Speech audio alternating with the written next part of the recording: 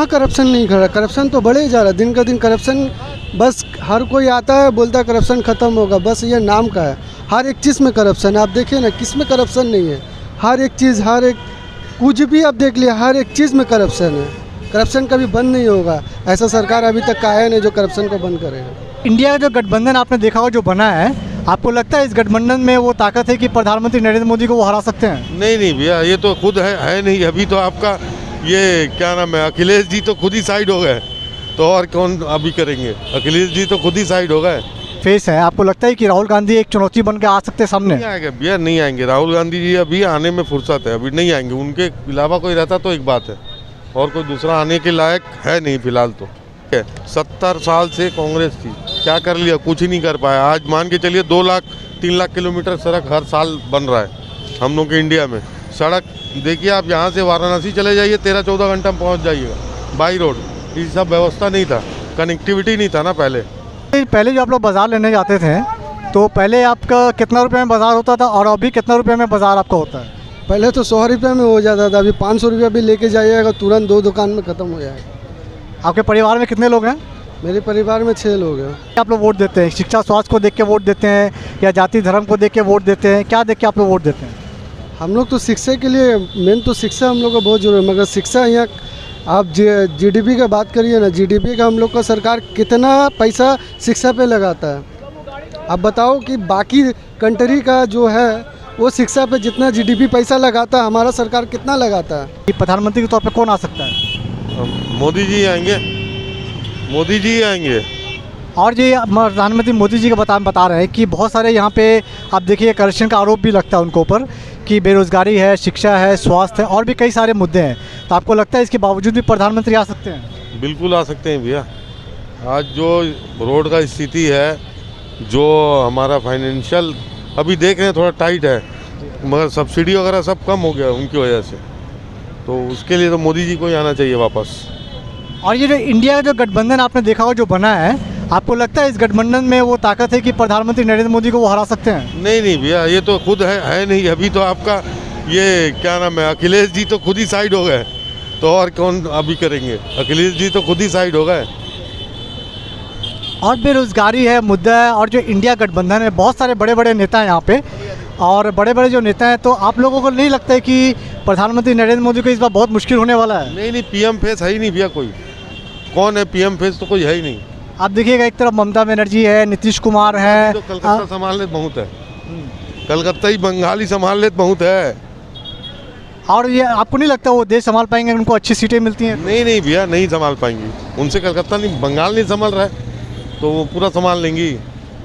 और ये जो आपका गठबंधन बना है, राहुल गांधी भी बहुत बड़ा फेस है। आपको लगता है कि राहुल गांधी एक चुनौती बन के आ सकते हैं सामने? नहीं आएंगे भैया, नहीं आएंगे। राहुल गांधी जी अभी आने में फुर्सत है, अभी नहीं आएंगे। उनके अलावा कोई रहता तो एक बात है, और कोई दूसरा आने के लायक है नहीं फिलहाल। तो राहुल गांधी वो चेहरा है जो अगर लगता है कि अगर वो उनको मौका मिले तो वो प्रधानमंत्री को टक्कर दे सकते हैं? नहीं वो नहीं टक्कर दे सकते, उनके लिए इम्पॉसिबल है टक्कर देना फिलहाल।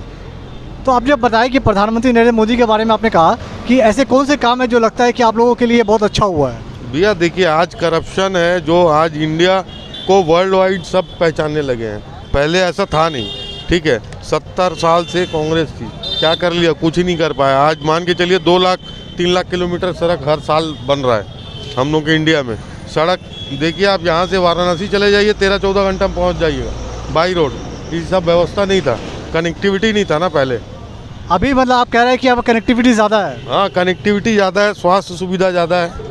पहले से करप्शन पर लगाम हुआ है क्या? आपको लगता है करप्शन ज़्यादा है? करप्शन है, करप्शन तो एज इट इज़ ही है, मगर अब थोड़ा बहुत पहले से लगाम हुआ है।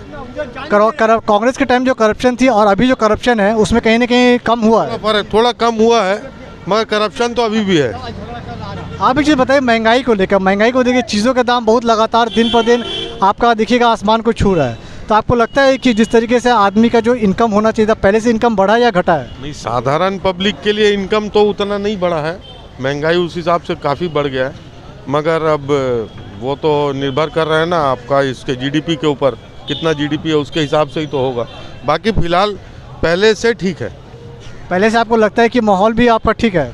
बिजनेस का माहौल कैसा है? बिजनेस का माहौल तो थोड़ा जीएसटी कम होता तो बढ़िया होता। तो जीएसटी को लेकर बहुत सारे लोगों ने सवाल भी उठाया कि जीएसटी ने बहुत सारे खासकर जो कपड़ा के जो काम करते हैं उनके लिए बहुत बड़ा एक मुद्दा है। तो जीएसटी में आप लोग क्या चाहते हैं? नहीं, जीएसटी में थोड़ा रियायत होता तो बढ़िया होता, ऑल टैक्स एक में लग जाता तो बढ़िया होता।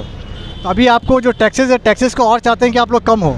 हाँ, थोड़ा बहुत टैक्सेस कम होता तो साधारण माने मध्यवित्तीय जो बिजनेसमैन है उनके लिए ठीक होता। और ये चीज़ बताइए, जो महंगाई को लेकर दोबारा हम आते हैं, तो ये जो आपने जो महंगाई की बात की, तो अभी पब्लिक तो महंगाई से परेशान है, ठीक है। पहले से जो आम जनता है तो उसका इनकम पहले से और ज़्यादा बढ़ा है कि आपको लगता है कम हुआ? आप अपने बारे में अगर आप बताएं। इनकम तो बढ़ा ही है भैया। आज इंडिया आपका 3rd नंबर पे है इकोनॉमिक ग्रोथ पे, आप देख लीजिए 3rd नंबर पे है इंडिया ऑल ओवर वर्ल्ड में। तो इनकम बढ़ा है तभी तो इतनी बड़ी बड़ी मल्टीनेशनल कंपनियां सब आ रही है।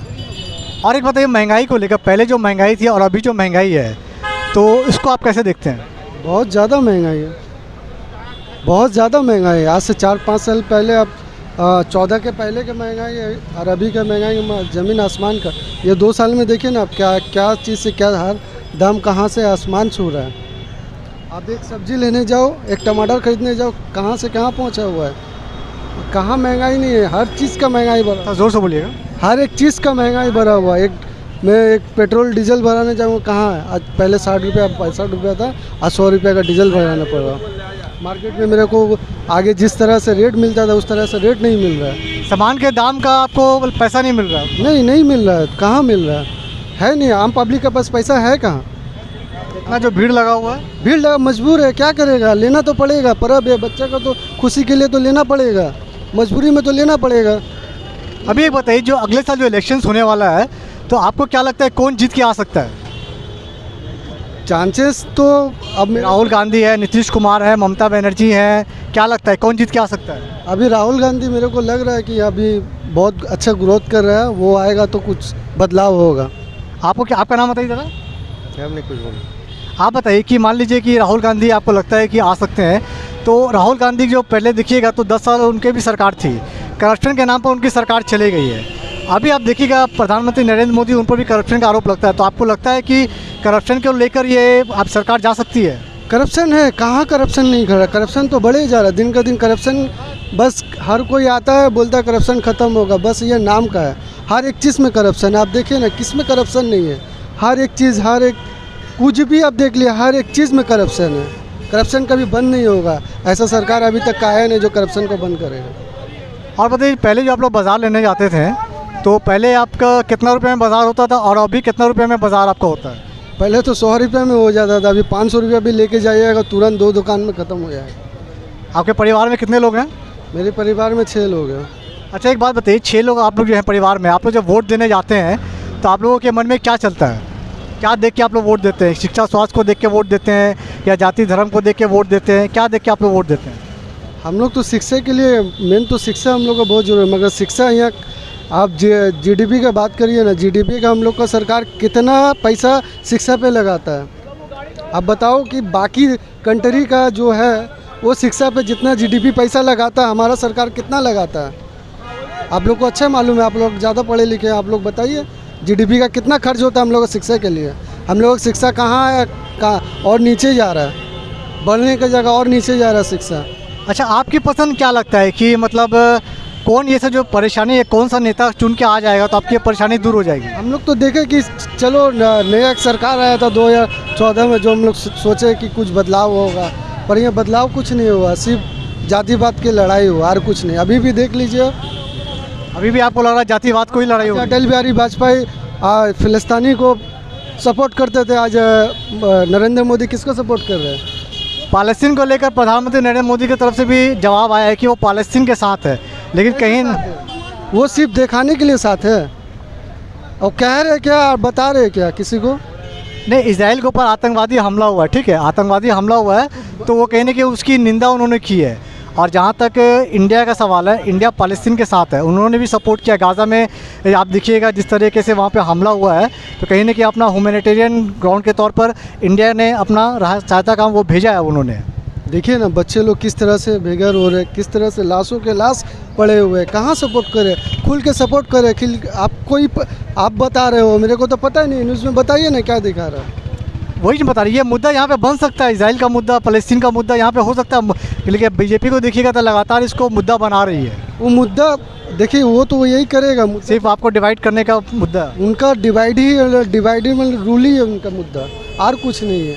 अभी देखिए 2024 में कुछ ऐसा होगा, आगे बार पुलवामा हुआ था, 2024 से पहले देख लिया कुछ ऐसा होगा, पूरा मुद्दा घुर जाएगा कि सरकार कुछ ऐसा देखिएगा, कुछ ना बड़ा पुलवामा जो हुआ था 2019 में, जिस तरह से सरकार का विरोध हो रहा था ये नोटबंदी का कारण, तो अब उनका 2024 में कुछ ना कुछ ऐसा घटना होगा जो सरकार लगेगा कि हाँ बीजेपी ये अच्छा काम कर रहा है। अच्छा, ईवीएम को आप लोग कैसे देखते हैं? ईवीएम मशीन को आप लोग को क्या राय है? ईवीएम मशीन हर देश में तो चेंज हो रहा है, इस देश में भी चेंज होना चाहिए, और एक चीज़ चेंज करके देखते हैं क्या होता है। आखिरी सवाल आपसे कि आपने बताया कि राहुल गांधी को लेकर भी आपका एक तरफ राय है कि राहुल गांधी भी बन सकते हैं, आप ममता बनर्जी को कैसे देखते हैं? ममता बनर्जी क्या बन सकती हैं प्राइम मिनिस्टर? नहीं, वो झूठ बोल के फ़ायदा नहीं है। प्राइम मिनिस्टर राहुल गांधी अभी बेस्ट है, वो सरकार चला सकते हैं पूरा इंडिया को। हम ममता जी हम लोग का यहाँ का, बंगाल के लिए ममता दी ठीक है ना? हाँ ठीक है।